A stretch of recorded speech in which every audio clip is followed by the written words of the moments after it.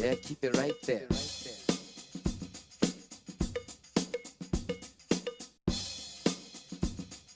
Anytime you're ready.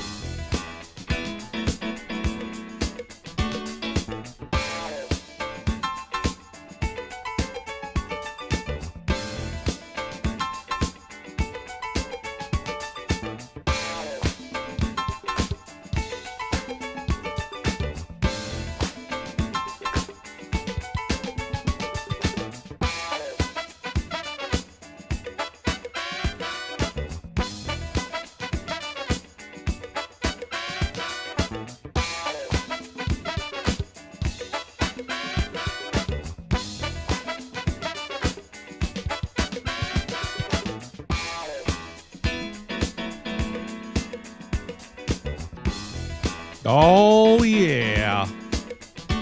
Who's out there? Let me hear you now. Let me hear you now.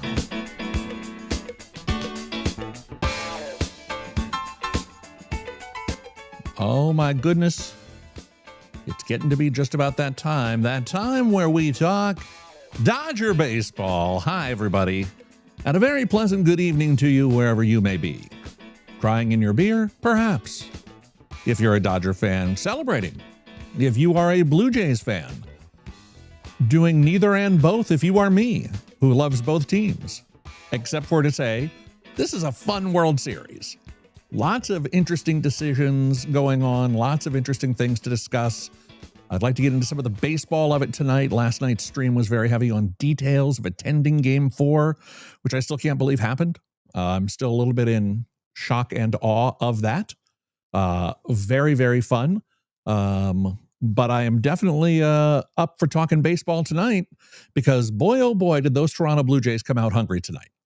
Now, anyone who was thinking that after the 18 inning, Game 3, Freddie Freeman repeat miracle or whatever, the Blue Jays were going to like, oh, they're the Dodgers. Well, I guess we go back to Canada now.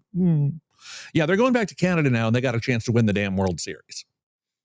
2 chances, actually. If you think about it, 2 chances. Because there will be a Game 6. And if Yamamoto does the things that Yamamoto do, then most of my prediction will come true. 7 games. And by the way, innings-wise, by the end of Game 6, we will have experienced 7 games of Dodger Blue Jay baseball, which is what I was asking for from the beginning. A quick update for those of you who are joining new to the channel or are new to these streams. I'm a fan of both teams. I'm happy with any result, and I want good baseball. I want exciting baseball. I want 7 games.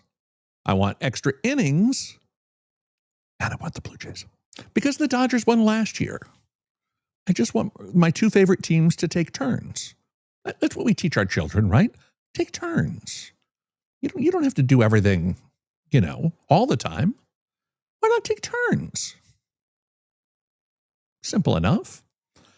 But, boy, sigh, says Alana. Well, Alana, sigh indeed.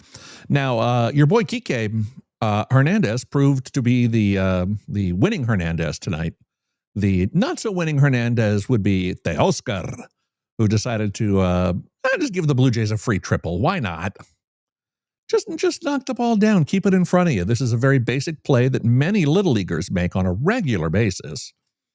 But he decided to make a dive, and all of a sudden you got Varsho on third, and boom, the Jays are back up to that two-run lead that they would not relinquish the rest of the way.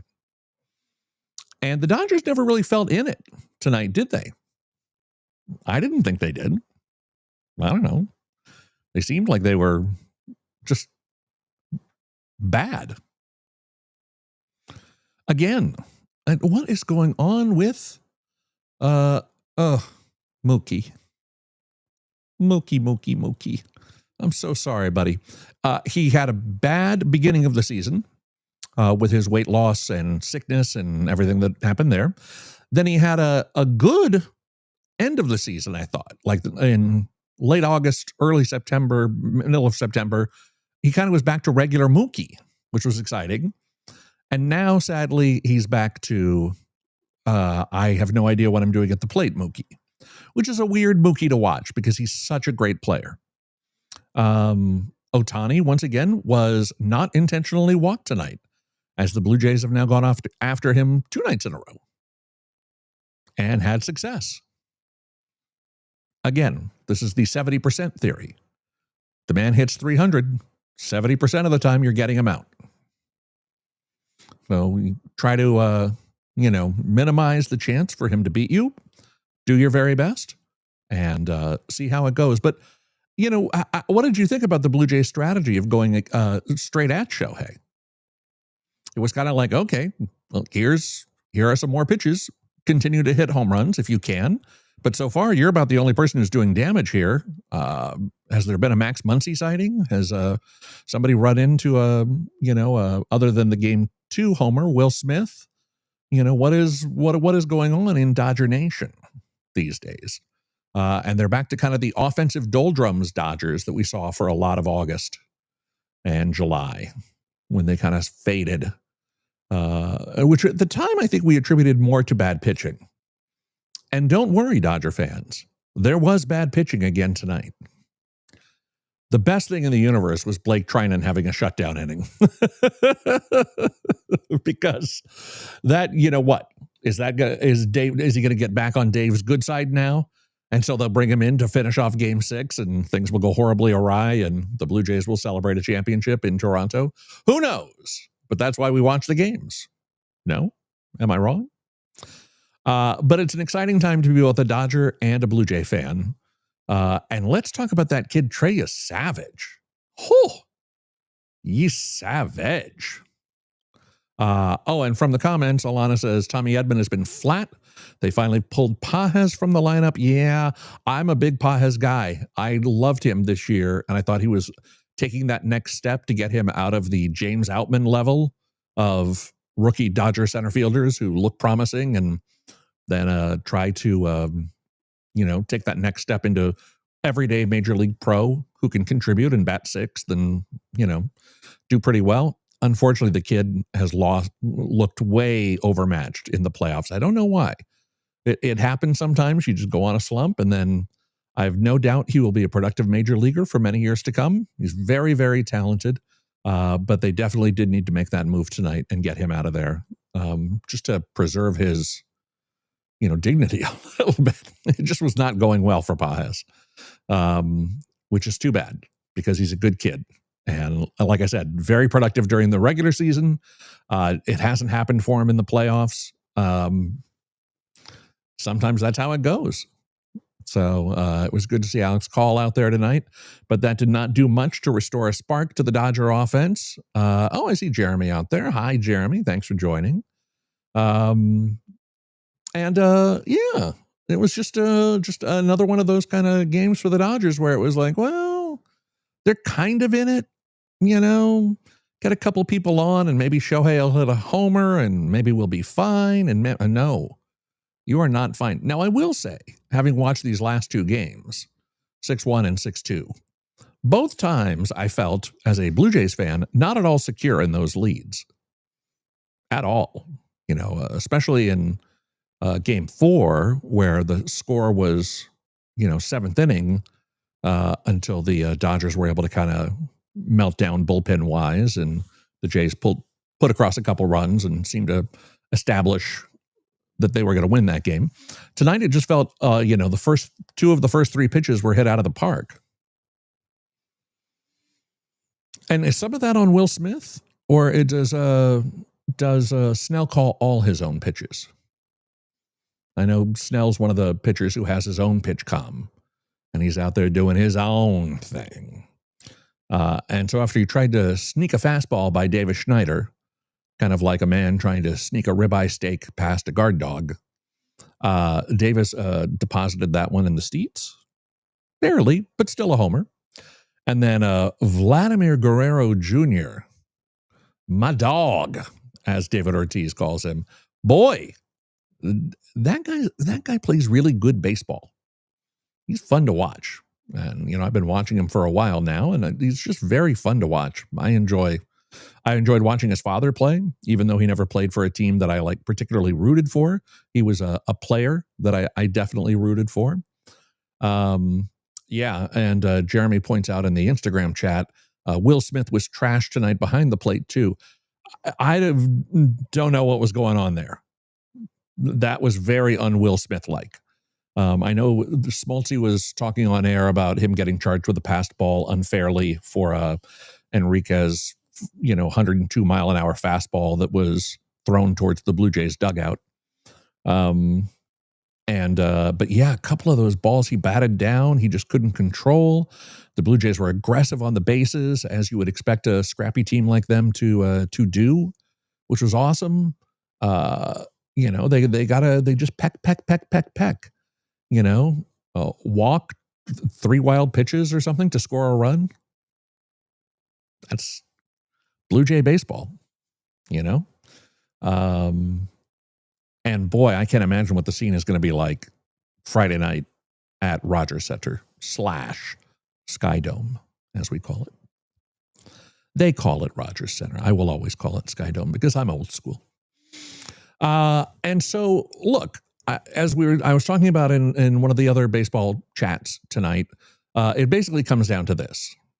You saw the stats I did on the broadcast with the team that wins Game 5 in a tied 2-2 World Series going on to win the World Series about 67% of the time, which means 33% of the time they don't. Well, 33% is the same as like hitting 330,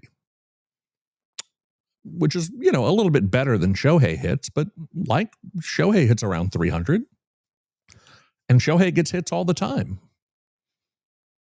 So if the same odds exist for Shohei Ohtani getting any form of base hit and the Dodgers repeating as world champions, well, I think they got a great chance, to still repeat as champions. The series is not over, and especially with Yamamoto pitching.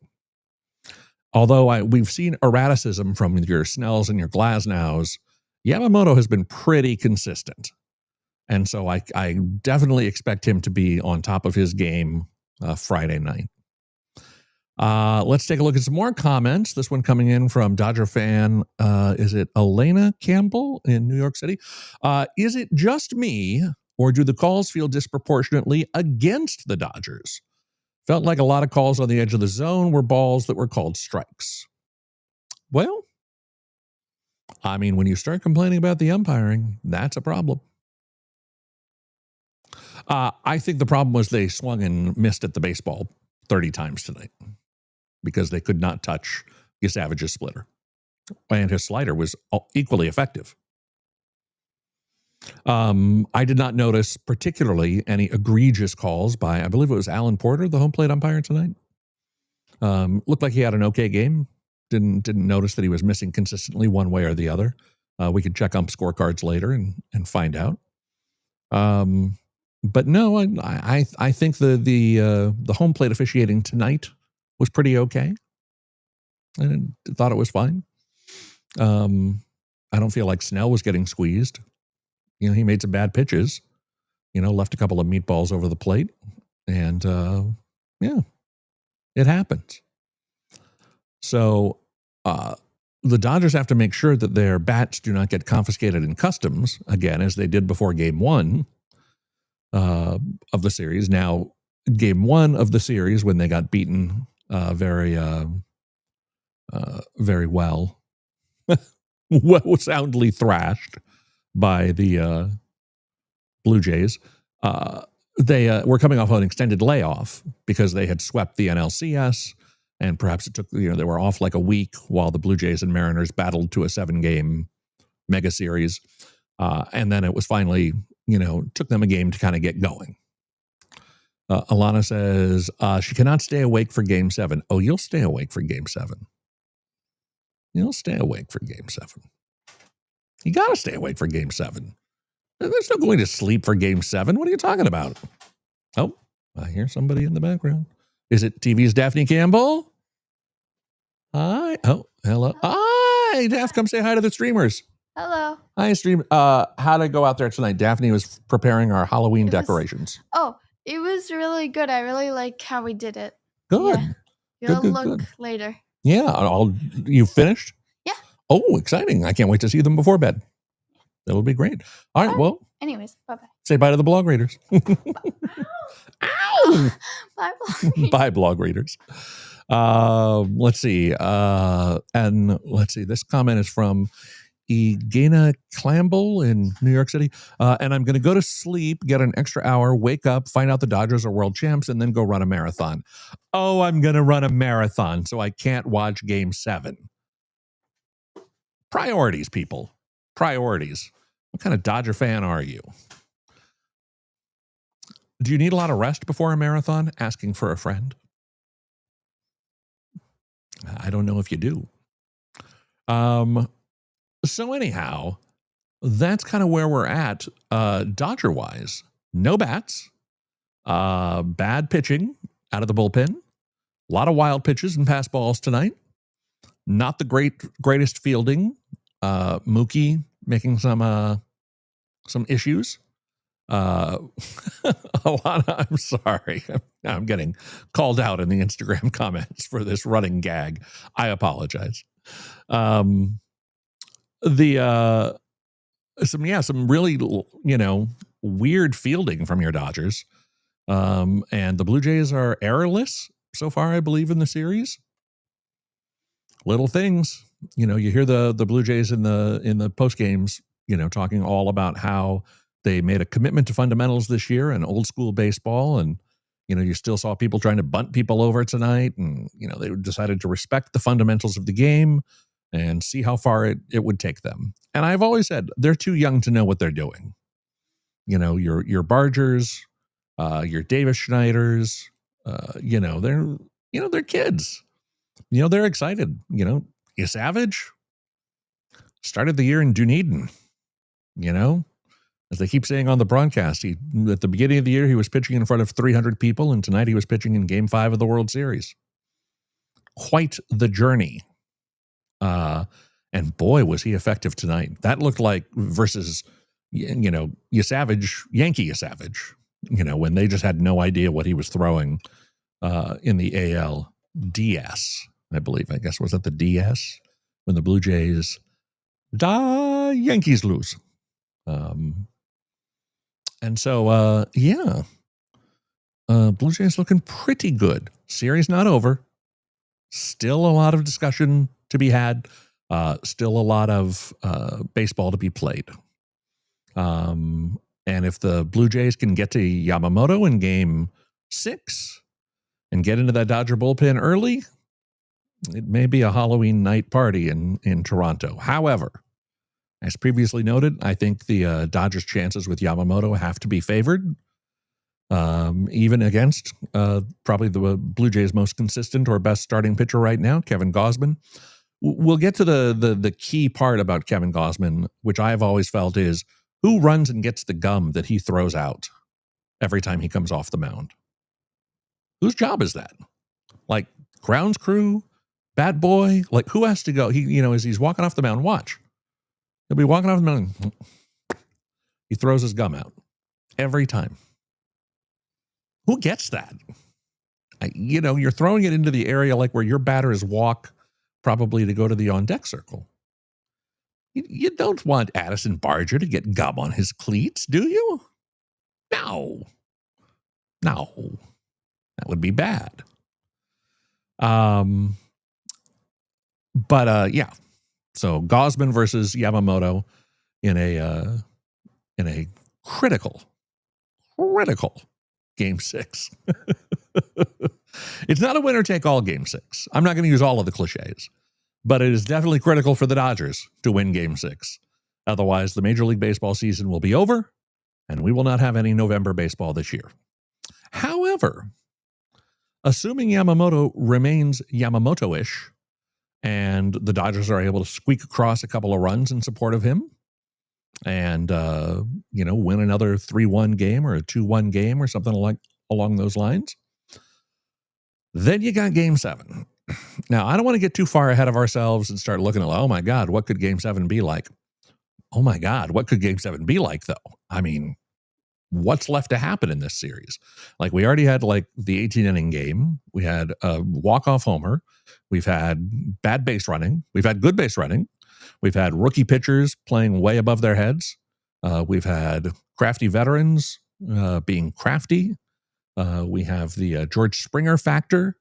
Springer had a helmet on tonight, was ready to pinch run for Bo, it looked like. And if that would be Bo Bichette.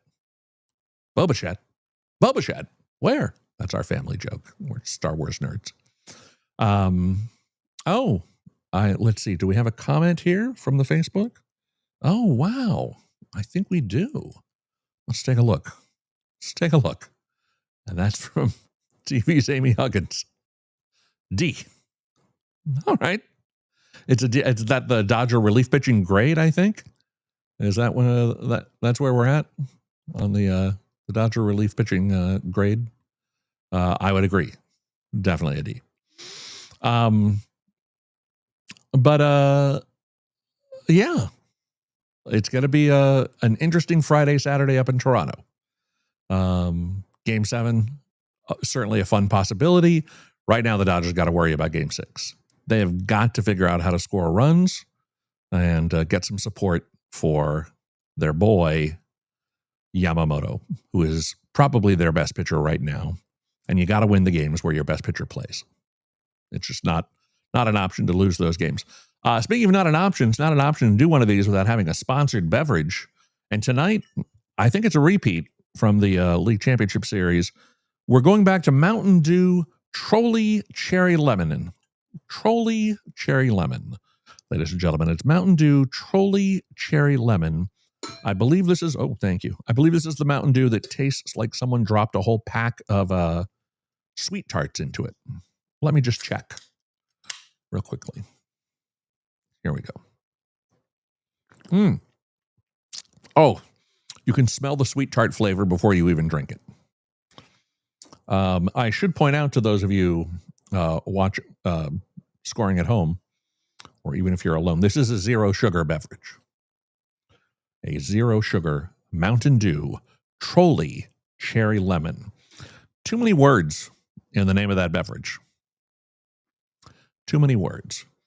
Amy says, rightly, I should point out, what could Game 7 be like? Let's get to Game 7 to find out. Exactly. And that's for the Dodgers. That's going to be a tall order. They're going to have to really get their act together to force a Game 7 in this series. But the offense has gone missing. Mookie batting third. I don't know. Didn't make a lot of sense to me. I probably would have liked to seen Mookie and Shohei flip. I'd put Mookie in the leadoff spot, just have him try to get a walk or beat out a bunt or just do something to get him on and get him going. And then you've got someone on base for Shohei, and then you present more challenges to the Blue Jays. But I understand, that the desire is to get Shohei as many at bats as possible. It's just I don't think they're getting him up there in situations, given how the bottom of the lineup is producing right now, where he can do a lot of damage. And that's how you want to get him up there, in a situation where he cannot do a lot of damage. And that's how it's going so far. Yeah, the Dodger relief pitching. I don't know. We were talking in one of my other chats tonight about how, what was the plan for the Dodger relievers at the All-Star break or thereabouts, where it was obvious the Dodger bullpen was not in shambles, but definitely a weak spot for the team. Like, what were they going to do? And they tried to acquire one guy who came in and immediately slipped on a cantaloupe or something, and he was out for the year. The bullpen was kind of cursed this year. The big problem we have here also, and it would be wrong not to acknowledge it, is that the Dodgers are missing one of their best high leverage relievers, and we continue to keep space in our hearts for Alex Vesia and his family. And we understand that the priorities are family over baseball at times like this, 1,000%. And it's tough to even talk about the impact that may or may not be having on Dodger bullpen usage or effectiveness. I think if there was a purely analytical, numbers, statistics-based view of the universe, you could say that, losing him was a big blow for the Dodgers. But there's no reason to even go down that path, because whatever he's dealing with is 10 trillion times more important than the World Series. And so we once again just send our love and support for 51, Alex Vesia and his family. And the Dodgers are doing the best they can with the bullpen that they have. As the Donald Rumsfeld once noted, you don't go to the World Series with the bullpen you want. You go to the World Series with the bullpen you have. Something like that. And right now, their bullpen is not good. Clayton Kershaw will never pitch at Dodger Stadium again. They couldn't have given Kersh the 9th? I guess not, but would have been nice. One last little bullpen fling, you know. Amy asks Trinan, let's see, Molly Knight said when Trinan was announced, he was booed. Was that last night, tonight, or both? Both. Trinan is in the doghouse, 1,000%. Hi, Leslie. It's good to see you out there. I hope you're still watching. Yeah, Trinan is permanently now in the doghouse with Dodger fans until maybe next year. He's got to wipe the slate clean and start over. But this year is a complete bust. There can be no circumstances under which he is allowed to pitch in the baseball game when there is any danger of the Dodgers, you know, having any effect still on the outcome of the game. You know, if the game is out of hand, sure, bring him in. We'll see. And then Amy follows up with the Phillies would have given the Dodgers Jordan Romano. Here, take him. Listen, Jordan Romano, you know, a former Blue Jay. A lot of people, I don't know if you remember, the Blue Jays and the Phillies basically swapped closers. Jordan Romano went to Philadelphia, and Jeff Hoffman, who was very effective for the Phillies last year, was, you know, 4th in the league in saves this year for the Blue Jays, according to an on-screen graphic I remember from the broadcast tonight. But still, you know, an adventure. Let's put it that way. He had some problems towards the end of the season as well. And so you would have hoped that maybe, you know, his outing tonight also helped a little, get him some more confidence going into games 6 and possibly 7, if necessary. But the, I don't envy those who have to live through the Jordan Romano experience, which was erratic during the best of times with the Blue Jays. And, just butterflies in the stomach every time he came in. But there are so few, like, you know, what is the standard for closers? Mariano Rivera, right? You want someone like that who you're like 90% sure it's over, you know, and then 10% of the time it's game 7 of the 2001 World Series, and, you know, somebody gets a little bloop hit up to center field, and you lose the World Series. It happened to him. So, you know, relief pitching, certainly not a low stakes, or, you know, Kenley Jansen. Talking about him last night during the, or last night or 2 nights ago, maybe during the game, and just thinking, oh my God, every time he came in, it was like, I hope it's going to work.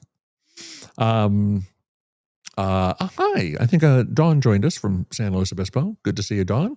Dodger fan, hanging in there. Still feeling good as we head north to Toronto. We shall see if the Dodgers are able, in fact, to repeat as world champions. It is tough, as they have said multiple times. This is why people don't do it. Even with a quote-unquote super team like the Dodgers, you can kind of see what happens. They all kind of have gotten cold together at the same time.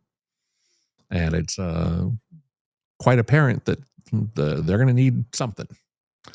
You know, I wonder, you know, I don't know. I'm not saying that, you know, someone like Rojas would be the answer, or, oh, good. Sorry. Dawn joining us from Oaxaca, Mexico tonight. Thank you. Exciting. International viewers. Alejandro Kirk fans in the neighborhood, I hope. One of Mexico's great baseball player exports. Yeah,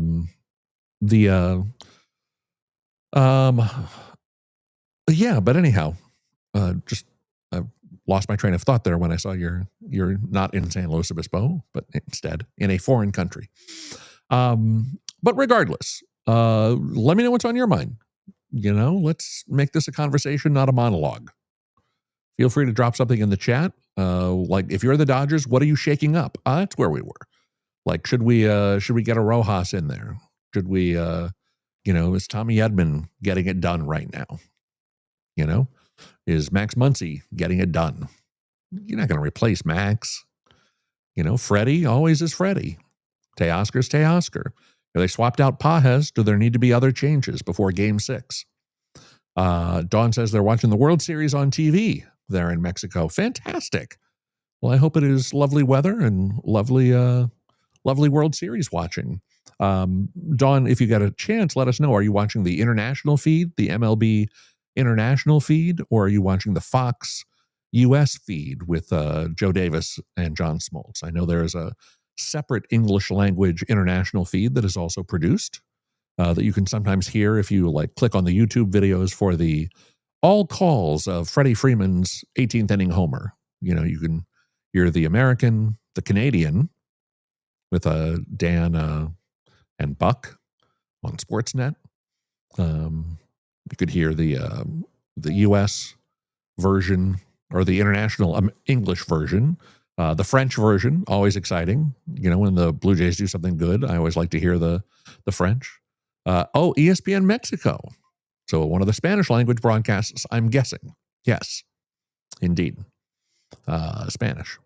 Yeah, that's another one. There's I read an interesting article the other day about the logistics behind all of the various international feeds,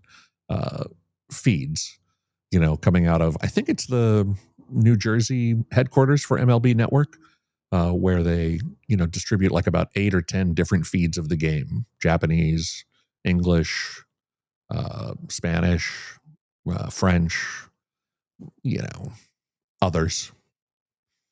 But yeah, there's a lot of broadcasts of the World Series, and showing in sports bars, Dawn says as well, of course. And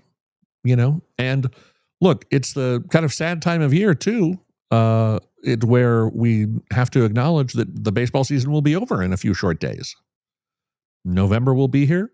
The days will be much shorter, and baseball will be but a distant memory for another season, as we will have a new or repeat champion still to be determined. Dawn reports that the locals in Oaxaca are rooting for the Dodgers. Well, fantastic. Fantastic. Again, if you just joined us, they still have about a 33% chance of repeating, so, and I think they got a great chance of winning Game 6.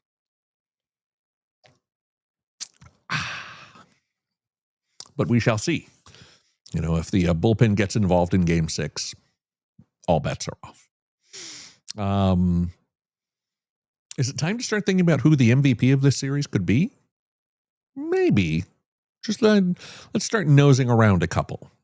I think 2 names come to mind: Vladimir Guerrero Jr. for the Blue Jays, and depending the outcome of Game 6, Yamamoto for the Dodgers. I think is a possibility. Those are, I would say, are your 2 leading MVP candidates. Ernie Clement, though, hitting 450 or something for the World Series. Addison Barger, Bam Bam, has heated up. That's his nickname, Bam Bam.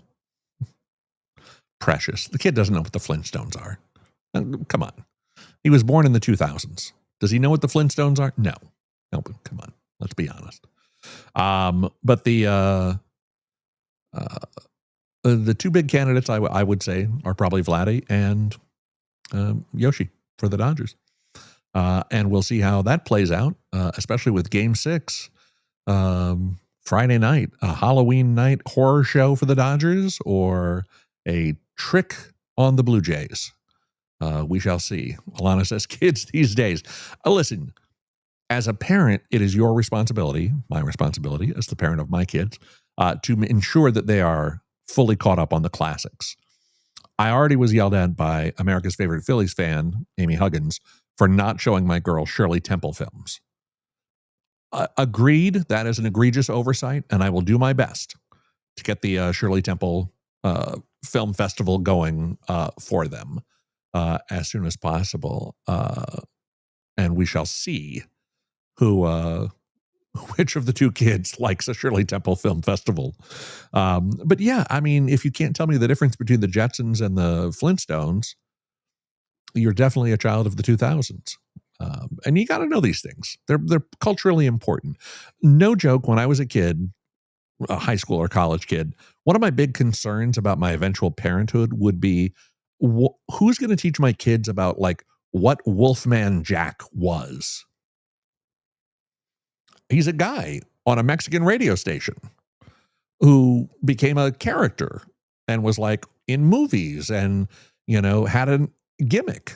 But how do you explain like what that was? You know, how do you explain Waylon Flowers and Madam to people who did not live through the 70s and 80s? So many great little weird, bizarro pop cultural things that I want to make sure my kids know about. Amy says, Rochester's own Ernie Clement getting some MVP support. I hope so. And I will forgive the misspelling because, you know, autocorrect. And then, did you even know about Room 222? Now, this is something that Amy pointed out tonight that we all have known for a long time, and that is the Dodgers organist, Dieter Ruhl, is one of the best in the biz, currently working, where he will pull out a theme for everything.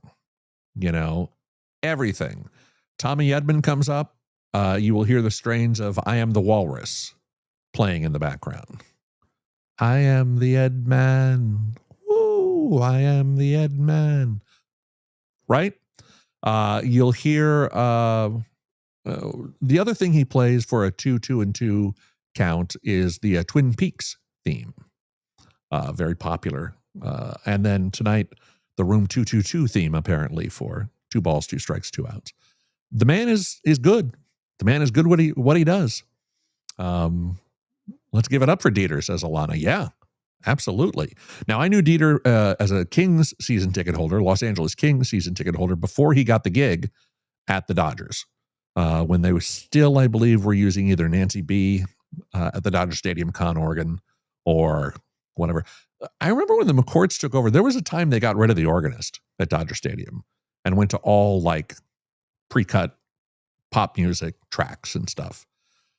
There was a time not that long ago that the ushers at Dodger Stadium still wore straw hats.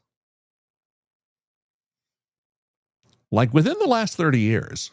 I know that sounds like a long time now, but that was like the usher uniform at Dodger Stadium for many, many years past it when it was reasonable for the ushers to be wearing straw hats. But yeah, they had to bring back the organist because that was not good. You can't have Dodger Stadium without that. It's just not. Amy says, I repeat, Room 222. Yes, I remember the show, I think. And several old people texted me about it. Who were the stars of Room 222? Karen Valentine, maybe? Can't remember. But yeah, Dieter does a great job. Yes. Alana also picked up Dieter's playing of The Never-Ending Story during Game 3 and offers a slow clap for Dieter. My East Coast self must sleep. Love you. Go Dodgers, says Alana. Alana, we love you too. I look forward to future reports from Taqueria St. Mark's. If you are able at all to make it during games 6 and or 7, I understand you must balance the needs of running the marathon with the needs of being a long-time diehard Dodgers fan, and I encourage you to do the best that you can to balance those two things. But we will be rooting for you to join us here. Gonna try for Game 6, Alana says. Great. Oh, and Dawn says, definitely Karen Valentine. Thank you. That I'm not Googling that, people. That's just all up in here. It's like a steel trap. Later, we'll be talking about members of the Mod Squad. So join us for that. Alana, I do hope you make it to Game 6. Not to Game 6. Although, why don't you try to go to Game 6? I'm sure you got the miles for it. I know other Los Angeles locals who will be traveling to Toronto for Game 6. I would like to repeat that I am available for that trip. I have a passport, and if any local media types would like to send this podcast, vidcast, whatever, on an all expenses paid trip to Game 6 in Toronto, I remain available for that. Alana on Instagram says, Halloween on St. Mark's Place is a scene and a half. Yeah, you think? Yeah. Oh, and Alana says she's not going to make the trip to Toronto because of that whole work thing. Okay, well, you have a job. Ooh, aren't you Miss Fancy Worker? Yes, memory, says Dawn. Well, memory is a thing. It just, I can't, I wish I could clear out some of the old stuff that I don't really need to keep, room for anymore, and get to, take in the newer things. But for some reason, Karen Valentine is still hanging in there. And Ken, I'm not trying to XOXO, Alana, thank you. Go to sleep. You can catch the rest of this in the morning. Amy, we've got to work on spell check with you. Karen Vacantybe. Come on. Who's Karen Vacantybe? Sorry, I won't put those up anymore. I know those are, that's just, misspellings of, whatever. But Karen Vacantybe was one of my favorite actresses back in the day. And then for Game 6, we'll be joined by Link of the Mod Squad. We will not be joined by Link of the Mod Squad. It'd be great if we were joined by Link of the Mod Squad, but no, we will not be. For Game 6, though, what are we thinking? Are we thinking Yamamoto retains his dominance? Are we thinking that the Blue Jays' Kevin Gausman, as he is known to Buck Martinez on the Blue Jays broadcasts, is going to be able to pull off to best Yamamoto? We'll see. But he will be pitching with all of Canada behind him, and an attempt for the Blue Jays to win their first World Series since 1993 on the Joe Carter walk-off. I will point out that they did win the World Series in 93 in 6 games and on a walk-off homer. Touch 'em all, Vladdy. Joe Davis better be dialing up the memory bank on the parallel calls for Game 6. If you recorded the pregame show tonight, go back and take a look at the Joe Davis feature. It happened about 10 minutes, 15 minutes into the Fox 1 hour pregame show. And they did a whole thing of like the dramatic World Series moments from the control room and or announcer perspective. Was there recreation? Was that recreation stuff? It was very weird. That's not actual footage of those control rooms from back in the day, right? No one was filming in the control room, and certainly not in HD quality. So that had to be like recreations of the old NBC control rooms or the old, whatever. But it was a fun piece. And maybe they've posted on YouTube. You can check Fox Sports on YouTube and see if they extracted that from the pregame show. It may also be on the Fox app. If you did not record it, but it was worth it. And it was nice to hear Joe kind of explain, kind of his process and what he goes through to get ready for the games. My prediction, says Dawn, Yamamoto will prevail on to Game 7. I think that's a good prediction.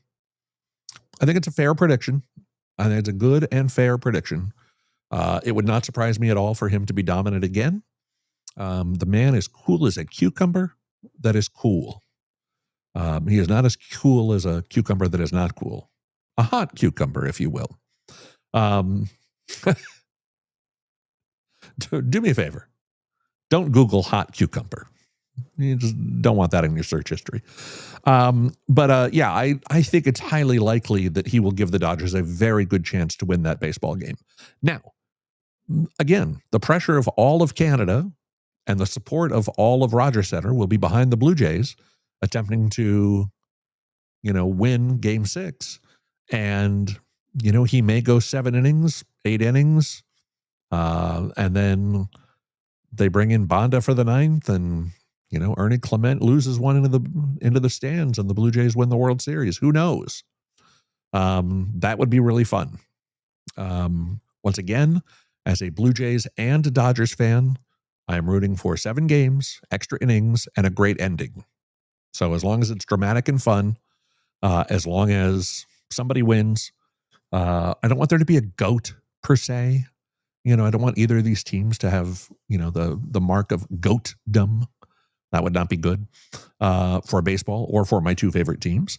Kind of like, I fear, I'm sure it's not going to happen. Amy, you can maybe give me a little update on how Philly is handling the young man who misplayed the dribbler back to the mound in the division series and threw wildly to home plate, giving the Dodgers the victory.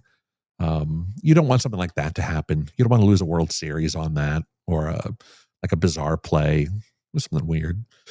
So hopeful that we'll get a good, fun ending to what has been a really fun World Series.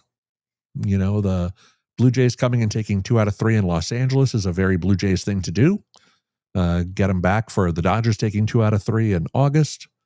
And we talked about a little bit last night, that third game that I was at turned out to be a critical game where the Dodgers were leading late and the Blue Jays rallied on a couple of home runs to come back and win that game, thereby ending the year 1 game above the Dodgers in the standings and getting games 1, 2, 6, and 7 at Rogers Center as opposed to at Dodger Stadium. So it's home field advantage time, baby. And that's what they're taking back home. They got 2 shots to win the World Series. And if they can't, then the Dodgers definitely deserve to repeat.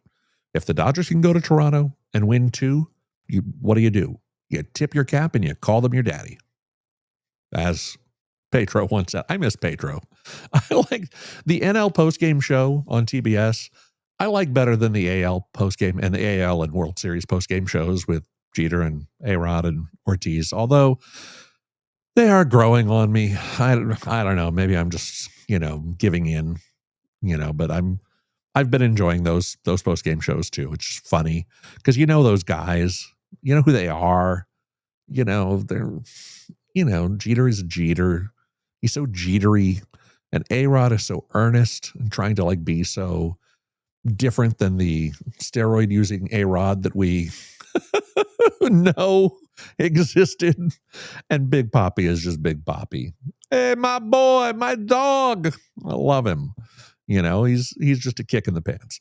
But on the NL side, I love Pedro.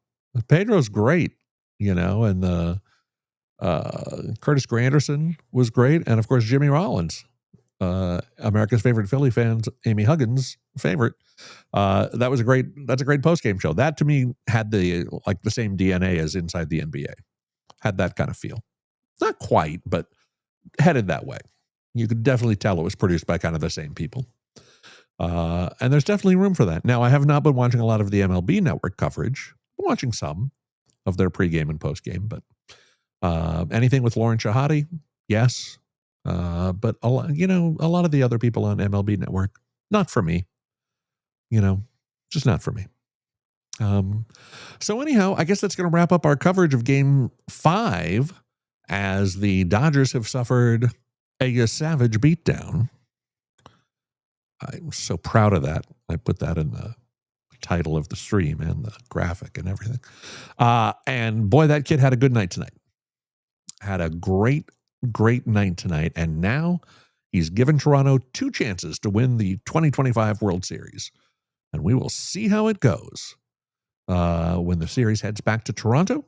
That will be Friday night, Halloween night, 5 p.m. Pacific. Be sure to set your watches, your alarms, whatever. We will try, much like we did tonight, to hop on with a post-game show pretty closer to game time, end of game time, depending on if the Blue Jays win. And there's a lot of post-game celebration coverage. I'll probably watch that, then join you here.